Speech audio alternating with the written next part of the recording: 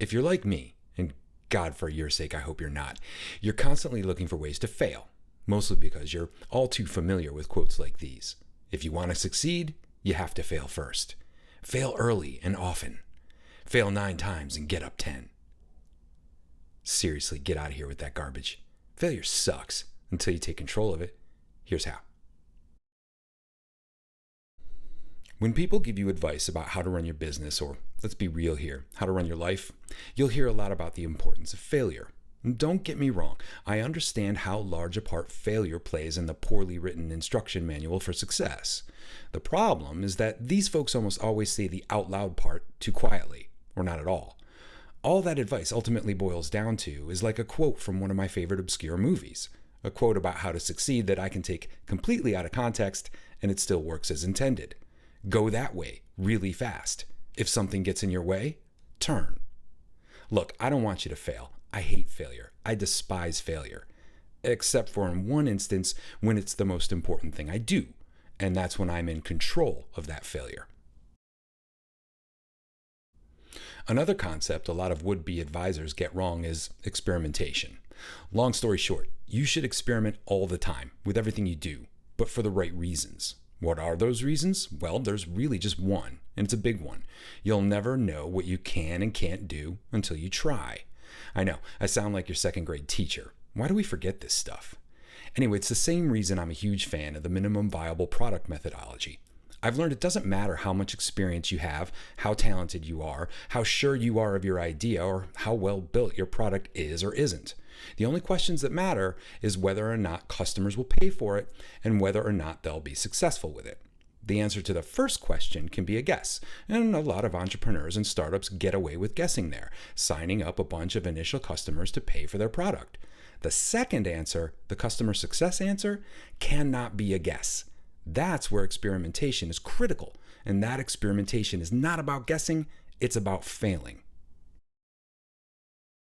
Experimentation is acting on one or more of those little ideas, those brain pings, those twinges we get when we're doing something no one has ever done before, and figuring out how to get the answer to our what-if scenario without knocking over everything we've already built. It's also about giving ourselves permission to do some damage to that existing progress in the name of bigger and faster progress. It's about getting a good idea, trying it, and being able to recover from it. Controlled failure. Fail 9 times and get up 10? One interpretation of that is about building on progress. The other more traditional interpretation is the definition of insanity. What makes the difference? Well, you. This article is an experiment. I won't bore you with the details of the exposition. I'll just say I could have and probably should have written something a lot different. If I look at what I know is going to work, what's going to get people to read my articles and share them and make them viral or whatever, none of that is this. There's probably not a drop of SEO anywhere in this text, and I hope I just made my editor laugh. So yeah, this will probably be another one of my articles that underperforms. But here's the thing. I don't care if you've paid for this content or not. I'm focusing on that second and more important part, that you're successful with it.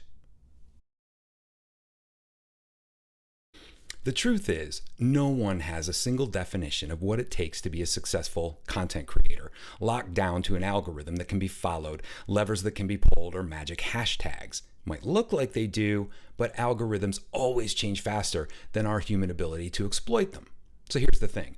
Some progress can't be charted. It happens in the margins. It's that old idea of waking someone up, making someone happy or satisfied, slowly building an army of loyalty based on ideas other than what the algorithms have been coded to spit out. The same is true for you and your business. Some of your most important KPIs don't have metrics and milestones and can't be tracked. This makes chasing them dangerous, of course, because you can run in circles forever without a map. So you need 3 things to make the experimentation work. 1, you need the sense to not hang yourself with all the rope you're about to give yourself. Small, controlled failures, not big, potentially career-killing risks. 2, you need the patience to sail uncharted waters. Look for the small green shoots, not the giant neon flashing signs. And 3, you need the wisdom to know when you're wrong, and the courage to call a failure a failure. That's what failure and experimentation are about. Holy crap, when done right, it is a fun and satisfying ride. Well, I was right. No one read this. I did a heavy rewrite on the opener and changed the title, and I took the word startup out because this isn't just about startups, it's about everyone, and it could be about your business and it could be about your life. That's where I try to write. I took a solid 6 weeks off from writing back in August, and then when I came back, I started leaning into experimentation, not just with my writing, but in everything I do. And it turns out I discovered my writing was boring because my business was boring because I was playing it too safe. So now I'm living under a sort of mantra of if I can do it, let's go ahead and do it as long as I can recover from it. It's really paying dividends. I suggest you do this all the time, whether you're an entrepreneur or just working for a company or just trying to make your way in this world. Never play it safe. Experiment, controlled failure, be able to pull it back. So I like to think this video and the advice in it is applicable to everyone, but if you are an entrepreneur and looking to be a better entrepreneur, I implore you to look into Teaching Startup. That's my project to make more and better entrepreneurs by providing access to actionable, insightful, honest startup advice for entrepreneurs at all experience levels, regardless of your connections or your resources.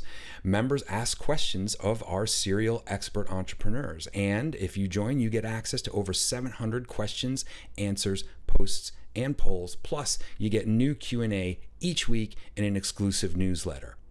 So thank you for watching this video, and of course you can like it or please subscribe if that's what you want to do, but if you want to support me, you can help me help you by becoming a member at teachingstartup.com. I appreciate you. Now go do great things.